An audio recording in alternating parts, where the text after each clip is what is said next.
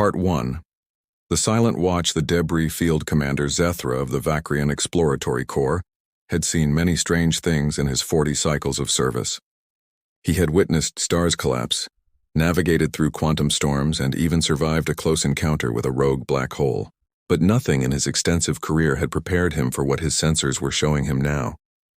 The debris field stretched across 3,000 kilometers of space, floating in the absolute darkness between star systems. At first glance, it appeared to be the remnants of an ancient battle, scattered fragments of ships that had long since been forgotten by history. But something about it felt wrong. The pieces were too uniform, too deliberately placed. They formed patterns that his mind struggled to recognize, geometric arrangements that seemed to shift whenever he looked away from the display screen. "Scan again," he ordered his sensor operator, a young Vakrian named Court, who had only recently graduated from the academy. "I want a full spectrum analysis. Check for radiation signatures, heat traces, anything that might tell us what happened here." Court's 6 fingers danced across his console, his large eyes reflecting the pale blue light of the instruments. The Vakrians were a cautious species, evolved from prey animals on a harsh world where vigilance meant survival. Their natural instincts screamed at them to flee from this place, but duty and curiosity kept them anchored in position. "Commander, the readings are inconsistent," Court reported, his voice carrying a tremor of unease. "The debris appears to be composed of multiple alloys, some I've never seen before. The molecular structure keeps changing. It's as if the material itself is alive, shifting and adapting." Zethra leaned forward in his command chair, his elongated neck craning toward the view screen. "Changing? That's impossible. Dead metal doesn't evolve." "I know, sir, but the sensors don't lie. And there's something else." Court paused, his secondary eyelids flickering nervously. "I'm detecting faint energy signatures coming from the center of the field. They're weak, almost imperceptible, but they're there. It's like a heartbeat, pulsing once every 30 seconds. The commander felt his spine ridges rise, an involuntary reaction that his species had retained from their evolutionary past. Every instinct told him to reverse course, to mark this sector as hazardous and report back to the fleet. But he had not risen to his rank by following instinct alone. The Vakrian Exploratory Corps existed to push boundaries, to venture where others feared to tread. "Take us closer," he commanded, "but keep the engines at minimum power. If anything changes, I want to be able to jump to faster than light speed immediately." The small scout vessel, barely larger than a civilian transport, crept forward into the debris field. Around them, the fragments of unknown origin drifted in the void, their surfaces catching and reflecting the distant starlight in ways that seemed almost intentional. Shadows moved across the hull of the ship, creating patterns that made Zethra's eyes hurt when he tried to focus on them. The first anomaly, they had penetrated perhaps 500 kilometers into the field when the first anomaly occurred. It was subtle at first, so slight that Zethra almost missed it. The chronometer on his command console flickered, displaying a time that was 3 seconds ahead of what it should have been. He blinked and looked again. Now it showed the correct time. "Court, are you experiencing any temporal distortions?" he asked, trying to keep his voice steady. The young sensor operator checked his instruments, then nodded slowly. "Yes, sir. Small fluctuations in the local time field. Nothing dangerous yet, but definitely unusual. I've never seen anything like this outside of a gravity well." Zethra made a note in his log. Temporal anomalies were rare, and typically associated with massive gravitational forces or experimental technology. To encounter them in open space far from any significant stellar bodies was unprecedented. "Continue forward, but reduce speed by half," he ordered. "And someone wake up the science officer. She needs to see this." Before anyone could respond, the lights in the command center flickered. For just a fraction of a second, everything went dark. When the illumination returned, it was different somehow. The quality of the lights slightly off, as if they were seeing through a filter that hadn't been there before. "Report," Zethra barked, his comm finally beginning to crack. "Power surge in the main reactor," called out the engineering station. "No, wait. Power dip. The readings are contradictory. It's like the energy is there and not there at the same time." Court's console began emitting a series of rapid beeps. His face, already pale, turned almost translucent. "Commander, I'm picking up new contacts. Multiple signatures appearing on sensors. They're all around us, but I can't get a clear reading on any of them." "Show me," Zethra demanded, moving to stand beside the sensor station. The tactical display showed their ship as a green icon in the center, surrounded by the white dots representing the debris field. But now, interspersed among those white dots, red icons were appearing. One by one, they blinked into existence, materializing from nothing. Dozens of them. Then hundreds. What are those? Zethra whispered, though he already knew the answer would terrify him. I don't know, sir. They're not matching any known ship configurations in our database. They're just appearing, as if they've been there all along and we're only now able to see them. System failure begins. The navigation system was the first to fail completely. One moment it was showing their position relative to the nearest star systems, and the next it displayed only static and corrupted data. The backup navigation computer attempted to compensate, running through its startup sequence, but it too succumbed to whatever was affecting their systems. We're losing helm control, the pilot announced, her voice tight with barely controlled panic. Thrusters aren't responding. The computer is rejecting my commands. Zethra slammed his fist against the comm panel. Engineering, I need engines now. Prepare for emergency jump to faster than light. The response came through filled with static. Commander, the jump drive is offline. All primary systems are experiencing cascading failures. It's like something is eating through our computer network, corrupting everything it touches. Through the view screen, the debris field had changed. The fragments were moving now, slowly rotating and realigning themselves. They were forming something, a pattern that Zethra's mind struggled to comprehend. It was vast and complex, a three-dimensional puzzle assembling itself in the darkness of space. And then he saw them. The human fleet revealed ships, massive beyond anything he had ever encountered. They had been hidden among the debris, camouflaged so perfectly that even the most advanced sensors in the Vacrian fleet had failed to detect them. But now they were becoming visible, their hulls materializing as if reality itself was being rewritten. They were not beautiful in the way that Vacrian ships were beautiful. With their flowing lines and organic curves, these vessels were brutal and functional, covered in angles and protrusions that served purposes Zethra could only guess at. Their surfaces were dark, darker than the space around them, seeming to absorb light rather than reflect it. By the ancestors, Court breathed. How many are there? The tactical display, still functioning despite the system failures affecting everything else, showed the truth. There were not dozens of ships. There were not hundreds. There were thousands, a fleet so large that it defied military doctrine, spreading out in all directions, surrounding the tiny Vacrian scout ship completely. What are they? The pilot asked. What species builds ships like that? Zethra knew, deep in his genetic memory, in the part of his brain that still remembered being prey, he knew. Humans, he said quietly. Those are human ships. The word sent a ripple of fear through the small crew. Humans. The species that had appeared in the galaxy barely 3 generations ago, claiming they came from a small world on the outer rim. They had been dismissed as primitives, their technology crude, their knowledge limited. The Galactic Council had barely acknowledged their existence, granting them a minor seat at the Great Table more out of amusement than respect. But there had been stories.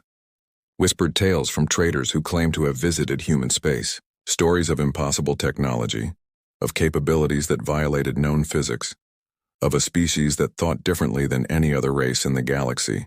Most had dismissed these stories as exaggeration or fantasy. Zethra realized now that the stories had been true. All of them. Complete system collapse, the lights went out completely. Emergency power should have activated immediately, but nothing happened. The scout ship was dead, floating in space like one more piece of debris in the field around them. Inside their suits, the crew could hear each other's breathing, rapid and panicked. Life support? Zethra called out into the darkness. Offline, came the reply. Everything is offline. Even the backup systems. Commander, this shouldn't be possible. Our ships have 17 redundant safety measures. They can't all fail simultaneously. But they had. In less than 5 minutes, a vessel that represented the pinnacle of Vacrian engineering had been reduced to a lifeless hull. And they had done nothing. The human fleet had not fired a single weapon, had not transmitted a single threatening message. They had simply existed, and that existence alone had been enough to destroy every system on the Vacrian ship. Through the view screen, now showing only the natural light of distant stars, Zethra could see one of the human vessels approaching. It moved with a grace that seemed impossible for something so large, gliding through space as if the laws of physics were merely suggestions it could choose to ignore. As it drew closer, details became visible. The hull was covered in markings, symbols that looked like they had been painted by hand rather than applied with precision machinery. And there were shapes welded to the exterior, twisted metal forms that might have been art or might have been something else entirely. Trophies, perhaps. Remnants of other ships that had been foolish enough to challenge human supremacy. A light appeared on the human vessel, bright and piercing, cutting through the darkness to illuminate the Vacrian scout ship. Zethra felt like a specimen under examination, pinned and helpless, waiting to discover his fate. The survivor's message. Then, impossibly, the communication system activated. It should have been dead like everything else, but somehow it came back to life. A voice spoke, using the Vacrian language with perfect fluency and no trace of mechanical translation. Vacrian vessel, you have entered restricted space. Your systems have been disabled to prevent further intrusion. You will be escorted to the boundary of this sector and released. Consider this a warning. The next ship that enters human territory without authorization will not be treated so kindly. The voice was calm, almost gentle, but it carried an undercurrent of absolute certainty.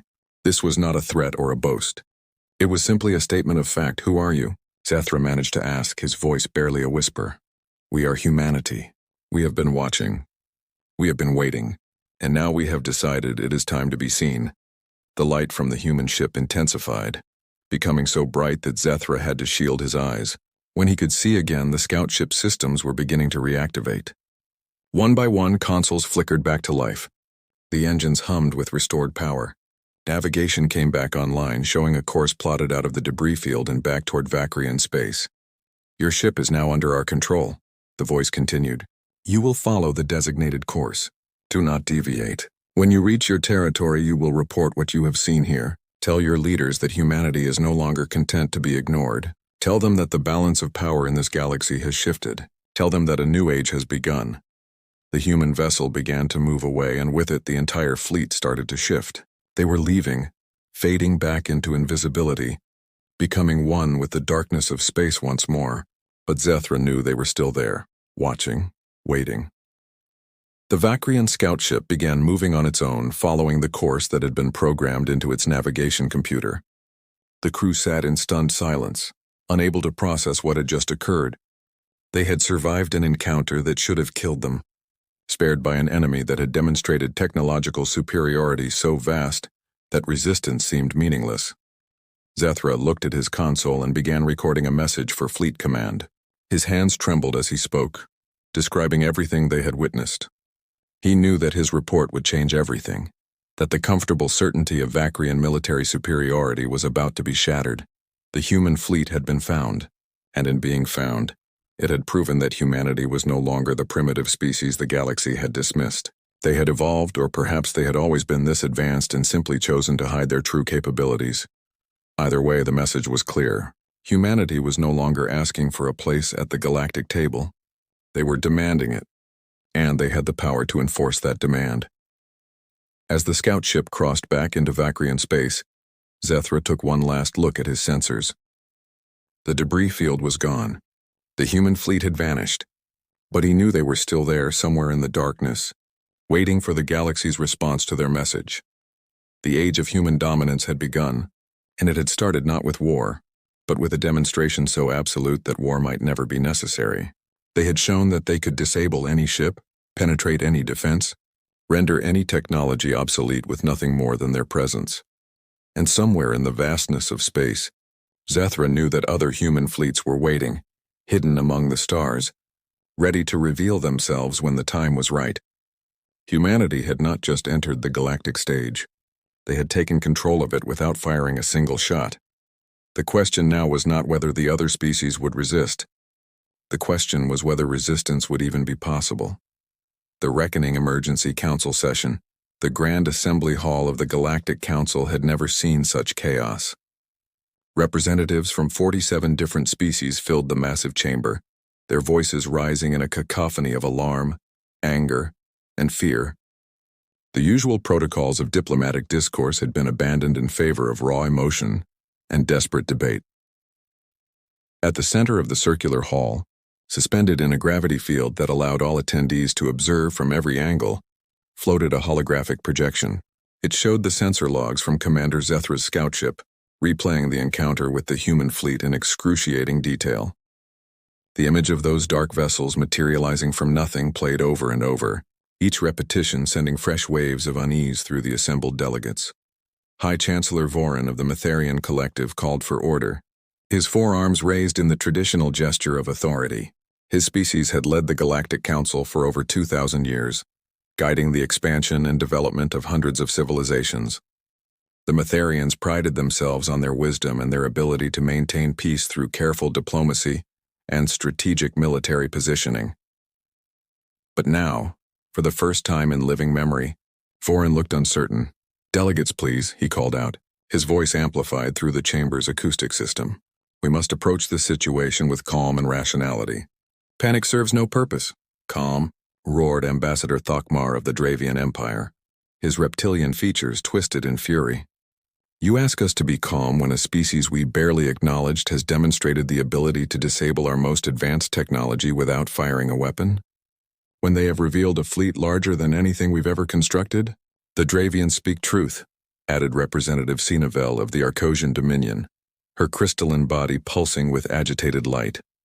"For 3 generations, we have treated the humans as minor players barely worthy of attention. We gave them a single seat on the Outer Council. We restricted their trade routes, we limited their access to our technology, and all this time they were building this."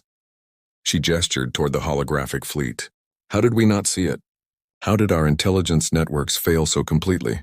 Vorin looked toward the intelligence director, a Calthian named Reshtok who had served in that position for 15 cycles. The director's usually confident demeanor had crumbled, replaced by visible distress. "We monitored human space," Reshtok explained, his voice defensive. "We had observation posts, spy satellites, informants on their trading stations, but they showed us only what they wanted us to see. Their public shipyards produced vessels that matched our expectations, crude designs with limited capabilities. We never suspected they were building something else, something hidden." "Where?" demanded Thokmar. "Where could they hide a fleet of this size? The energy signatures alone should have been detectable across multiple star systems." "That's just it," Reshtok replied, pulling up a new set of data on the holographic display. "The energy signatures we detected matched what we expected from a developing civilization. But the humans were using technology we don't understand. Methods of power generation and concealment that our sensors weren't designed to detect. They exploited gaps in our knowledge that we didn't even know existed." The historical error and elderly voice spoke from the upper gallery, silencing the chamber. It belonged to Keeper Mornatha, the Council's chief historian, and one of the few beings who had been present when humans first made contact with the galactic community. "We made a critical error in our assessment of humanity," she said, her ancient form shuffling forward to address the assembly. "When they arrived with their first faster-than-light capable ships, we judged them by the standards we apply to all emerging species. We looked at their technology, their social structure, their military capabilities, and we placed them in a category we understood: minor species. Potential members. No immediate threat." She paused, her age-dimmed eyes sweeping across the gathered delegates. "But we never asked the right question. We never asked how they developed faster-than-light travel so quickly. Most species require thousands of years of gradual technological advancement, building on the achievements of previous generations. The humans went from primitive chemical rockets to FTL drives in less than 2 centuries of their time measurement." "What are you suggesting?" Vorin asked. "I am suggesting that humanity's development pattern is fundamentally different from every other species we have encountered. They don't advance gradually. They make leaps, sudden jumps in capability that defy prediction, and each time we underestimated them, each time we dismissed their potential, we gave them more time to prepare for this moment." A new voice entered the discussion, transmitted from a secure location somewhere in human space. The chamber's communication systems had activated without authorization, another demonstration of human technological superiority. The delegates fell silent, staring at the holographic projection that had replaced the fleet imagery. It showed a human, the first most of them had ever seen in person. She was tall by galactic standards, with features that seemed both familiar and alien. Her hair was cut short. Her uniform was simple and functional, and her eyes held an intensity that made even the most battle-hardened warriors in the chamber feel uncomfortable. "I am Admiral Sarah Chen of the Terran Defense Initiative," she said. Her words translated simultaneously into every language represented in the council. "I apologize for the dramatic entrance, but circumstances required direct communication.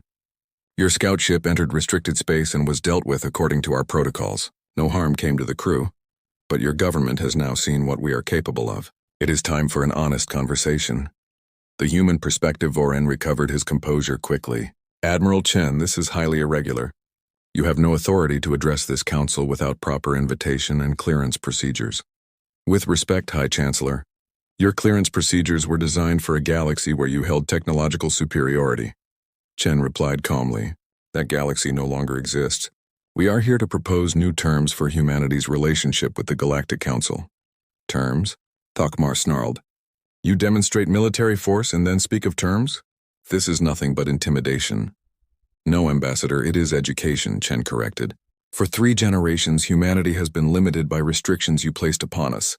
You controlled our trade, monitored our movements, and denied us access to resources and knowledge that every other council member enjoys freely. You did this because you saw us as inferior, as children who needed to be managed and controlled." She leaned forward, her image dominating the chamber. "But here is what you failed to understand. Humanity doesn't accept limitations gracefully. When you told us we couldn't expand beyond certain sectors, we found ways to thrive in the territories you considered worthless. When you restricted our access to advanced technology, we developed our own, taking different paths than you expected. When you limited our voice in galactic affairs, we built alliances with other species you've dismissed and ignored. This fleet," she continued, gesturing to data that appeared beside her image, "represents 30 years of focused development. We didn't build it to conquer you. We built it to ensure you could never conquer us. Every ship in that fleet, every weapon system, every defensive measure, was designed with one purpose in mind: to guarantee that humanity would never again be at the mercy of species who saw us as less than equals." The technology gap. "Show us," demanded Sinavel, her crystalline form pulsing with curiosity despite her fear. "Show us how you did this. What technology allows you to disable our systems so completely?" Chen smiled, though there was no warmth in it. "I can show you the principle, though I doubt you'll appreciate the implications. Your technology, all of it, is based on a fundamental assumption. You believe that information, data, the code that runs your systems exist independently of conscious observation. You treat your computers and networks as purely mechanical systems that follow predictable rules." "Because that's what they are," protested a Thalaxian engineer from the technical advisory panel. "That's basic physics. That's reality." "That's one interpretation of reality," Chen countered. "Humanity took a different approach. We developed quantum conscious processing, systems that exist in superposition until observed, that can operate in multiple states simultaneously. More importantly, we learned to weaponize the observer effect. Our ships don't jam your systems or hack into them through conventional means. They alter the quantum state of your technology, forcing it into configurations that make it cease to function as designed." The implications of her words slowly sank in across the chamber. What Chen was describing wasn't just an advancement in technology. It was a fundamental rethinking of how technology itself worked. "That's impossible," the Thalaxian engineer insisted. "The energy requirements alone would be astronomical. You'd need power sources far beyond anything we've developed." "You're correct about the energy requirements," Chen agreed, "which is why we had to develop new power sources. Zero-point energy extraction, quantum vacuum manipulation, and several other methods that your scientists have theorized about but dismissed as impractical." She paused. "You dismissed them because they would require rethinking your entire technological infrastructure. We didn't have that limitation because we were building from scratch." The demands Varan raised one of his hands, requesting permission to speak. Chen nodded, acknowledging his authority even as she violated it. "Admiral Chen, let us speak plainly. You have demonstrated superior capability. You have shown that humanity is far more advanced than we believed. What do you want? Is this the beginning of a conquest? Are you here to demand our surrender?" "No, High Chancellor. We're here to demand equality." The simplicity of the statement shocked the chamber into silence. "Humanity wants full membership in the Galactic Council," Chen continued. "Not a minor seat on an outer committee, but equal representation and equal rights. We want unrestricted access to trade routes, resource rights in sectors that were previously denied to us, and the removal of all monitoring stations in human space. We want to be treated as partners, not subjects. And if we refuse, Thokmar challenged. Then we continue as we have been, Chen replied, building our strength in isolation, expanding into territories you don't control, and developing technologies you don't understand. Eventually, the gap between our capabilities and yours will become so vast that this conversation won't be possible. You'll become irrelevant to us and will establish our own order in the galaxy. You're threatening us, Sinavel accused. No, I'm offering you a choice. Work with us as equals, or watch as humanity builds a separate civilization that will eventually eclipse everything you've created. This isn't a threat. It's a prediction based on developmental trajectories. We're not asking you to submit to us. We're asking you to acknowledge reality. Demonstration of intent. Words are easy, said a voice from the military advisory section. General Craxton of the United Defense Forces, the Council's supreme military commander, stepped forward. You've shown us that you can disable a single scout ship. That proves capability against an unprepared target. But can you defend your territory if we choose to test your fleet in actual combat? Chen's expression hardened. General, I would strongly advise against that course of action. But if you insist on a demonstration, I can provide one that won't cost any lives. She made a gesture and new data appeared on the holographic display. It showed the location of the Calthian fortress, a massive military installation that orbited a gas giant in one of the most heavily defended sectors of Council space. The fortress was home to 50,000 military personnel and served as the headquarters for the Council's rapid response fleet. Your fortress has 17 layers of defensive shields, each one supposedly impenetrable, Chen said. It has automated defense turrets numbering in the thousands, a fleet of defensive drones, and enough firepower to destroy a small moon. According to your military doctrine, it's the most secure facility in the galaxy. It is, Craxton confirmed, his confidence unwavering. Watch your sensors, General. For 5 seconds, nothing happened. Then every alarm in the council chamber began screaming simultaneously. The holographic display showed the Calthian fortress, and delegates watched in horror as every single defensive system went offline in perfect synchronization. Shields collapsed, weapons powered down, communication arrays went dark. The fortress became a lifeless shell, floating in space with no ability to defend itself or even call for help. No one has been harmed, Chen assured them. Your personnel are safe and life support remains functional. But I have just demonstrated that we can reach into the heart of your most protected space and disable your strongest defenses without being detected until we choose to reveal ourselves. This wasn't accomplished by ships physically present in that sector. This was done through our quantum network, which spans distances your technology considers impossible to bridge instantaneously. Craxton stared at the display, his military certainty crumbling. How long can you maintain this effect? As long as necessary. But I'm going to restore your systems now as a gesture of good faith. Chen made another gesture, and the fortress began coming back online, systems rebooting in sequence. Consider this a demonstration of intent, not capability. We could have destroyed that installation. We chose not to. Just as we could have destroyed your scout ship but chose to spare the crew. The choice Vorin rose from his seat, his forearms spread wide in a gesture of contemplation. The chamber had fallen completely silent, every delegate waiting to hear what the High Chancellor would say. Admiral Chen, you have given us much to consider. The Galactic Council will need time to deliberate on your proposals. These are matters that will reshape our entire civilization.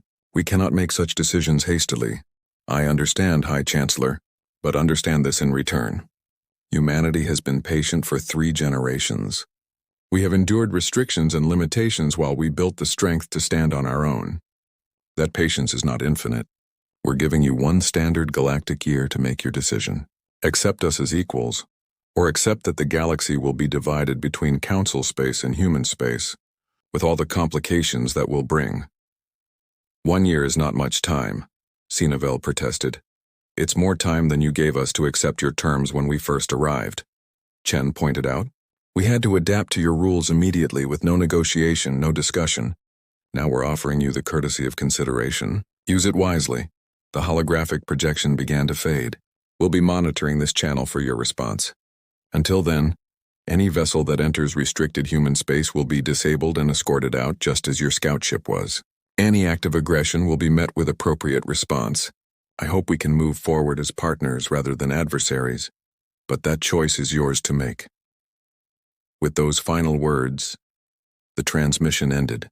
The council chamber erupted into debate once more, voices raised in argument and speculation. But beneath the noise, every delegate understood the fundamental truth that had just been revealed. The balance of power in the galaxy had shifted. Humanity was no longer a minor species to be managed and controlled. They were a force that could challenge the established order, that possessed technology and capabilities beyond what the Council had achieved in thousands of years of development. The new reality, in the days that followed, reports came in from across the galaxy. Human ships previously undetected revealed themselves in dozens of systems. They made no aggressive moves, but their presence sent a clear message. Humanity was everywhere, watching, waiting, ready to act if necessary. Trade routes that had been firmly under Council control suddenly had human vessels traveling through them, ignoring the restrictions that had been in place for decades. When Council patrol ships moved to intercept them, their systems failed just as the scout ships had. The humans passed through unopposed, demonstrating that the old rules no longer applied. Mining operations in sectors designated as Council territory found human survey teams already present, mapping resources and staking claims. Diplomatic protests were ignored. The humans simply pointed out that these sectors had been empty when they arrived, that the Council had failed to develop them despite having exclusive rights for centuries. It was a carefully orchestrated campaign, not of conquest, but of presence. Humanity was inserting itself into every aspect of galactic civilization, forcing the Council to acknowledge that they could no longer be excluded or controlled. Commander Zethra, recovered from his encounter with the human fleet, was summoned to brief military planners on what he had witnessed. He described the experience in detail, the sense of helplessness, the absolute certainty that resistance would be futile.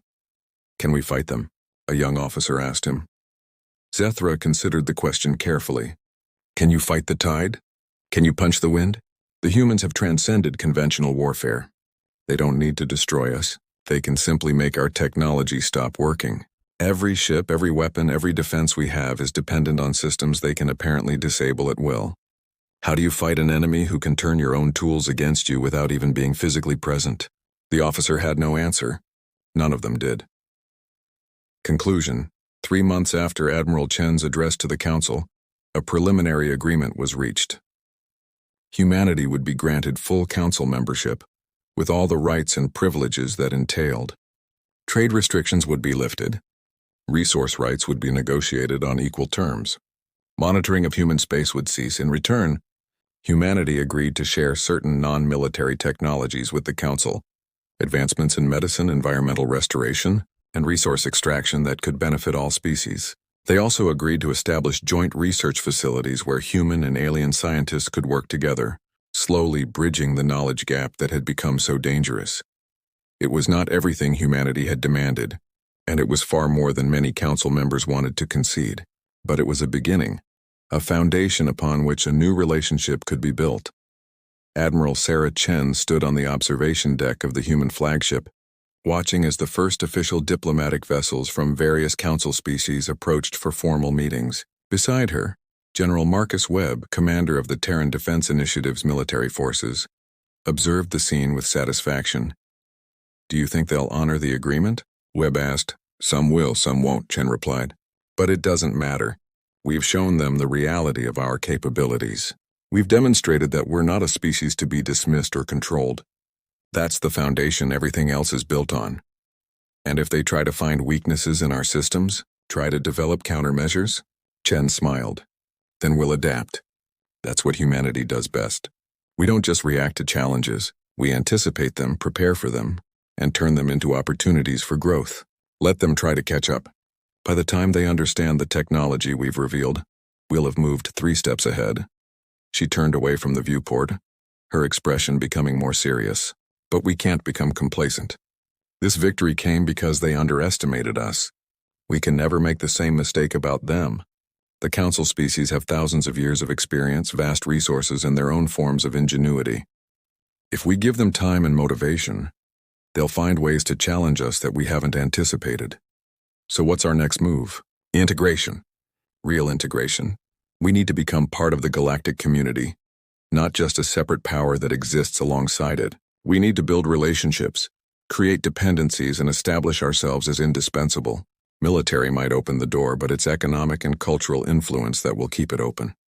She looked back at the approaching ships, each one carrying representatives of species that had dismissed humanity as primitive just months ago. The fleet was never meant to be our primary weapon. It was a tool to get their attention, to make them take us seriously.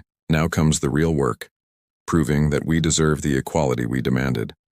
Far away in the depths of space where the human fleet had first revealed itself, the vessels began to disperse. Some remained on patrol, maintaining humanity's defensive perimeter.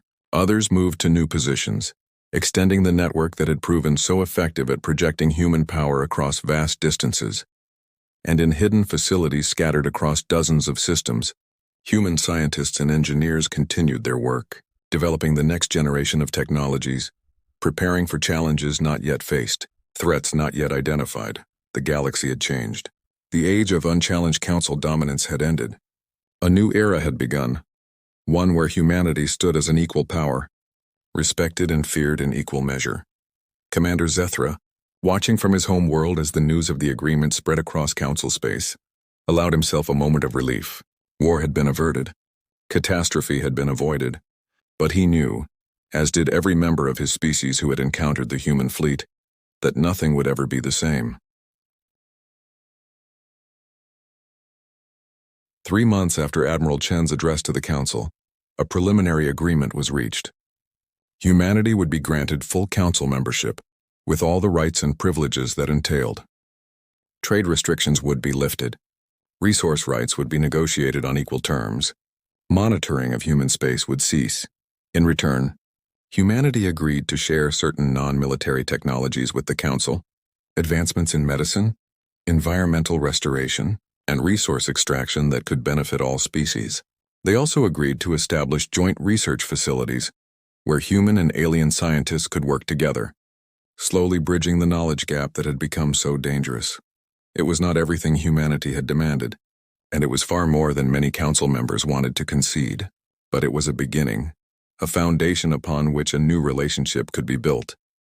Admiral Sarah Chen stood on the observation deck of the human flagship, watching as the first official diplomatic vessels from various council species approached for formal meetings. Beside her, General Marcus Webb, commander of the Terran Defense Initiative's military forces, observed the scene with satisfaction. "Do you think they'll honor the agreement?" Webb asked. "Some will, some won't," Chen replied. "But it doesn't matter. We've shown them the reality of our capabilities. We've demonstrated that we're not a species to be dismissed or controlled. That's the foundation everything else is built on. And if they try to find weaknesses in our systems, try to develop countermeasures," Chen smiled, "then we'll adapt. That's what humanity does best. We don't just react to challenges. We anticipate them, prepare for them, and turn them into opportunities for growth. Let them try to catch up. By the time they understand the technology we've revealed, we'll have moved 3 steps ahead." She turned away from the viewport, her expression becoming more serious. "But we can't become complacent. This victory came because they underestimated us. We can never make the same mistake about them. The council species have thousands of years of experience, vast resources, and their own forms of ingenuity. If we give them time and motivation, they'll find ways to challenge us that we haven't anticipated. So what's our next move? Integration. Real integration. We need to become part of the galactic community, not just a separate power that exists alongside it. We need to build relationships, create dependencies, and establish ourselves as indispensable. Military might open the door, but it's economic and cultural influence that will keep it open. She looked back at the approaching ships, each one carrying representatives of species that had dismissed humanity as primitive just months ago. The fleet was never meant to be our primary weapon. It was a tool to get their attention, to make them take us seriously. Now comes the real work, proving that we deserve the equality we demanded. Far away in the depths of space where the human fleet had first revealed itself, the vessels began to disperse. Some remained on patrol, maintaining humanity's defensive perimeter. Others moved to new positions, extending the network that had proven so effective at projecting human power across vast distances. And in hidden facilities scattered across dozens of systems, human scientists and engineers continued their work, developing the next generation of technologies, preparing for challenges not yet faced, threats not yet identified. The galaxy had changed. The age of unchallenged council dominance had ended. A new era had begun, one where humanity stood as an equal power, respected and feared in equal measure. Commander Zethra, watching from his home world as the news of the agreement spread across council space, allowed himself a moment of relief. War had been averted, catastrophe had been avoided, but he knew, as did every member of his species who had encountered the human fleet, that nothing would ever be the same. Humanity had been found, and in being found, they had proven themselves to be something the galaxy had never encountered before. A species that refused to accept limitations, that turned obstacles into opportunities, and that had the capability to back up their ambitions with power that defied conventional understanding. The question was no longer whether humanity would be accepted as equals. The question was whether the rest of the galaxy could adapt to a future where humans helped shape the destiny of all species, where their different way of thinking and building and striving became part of the galactic norm. Only time would tell. But one thing was certain: the galaxy would never underestimate humanity again.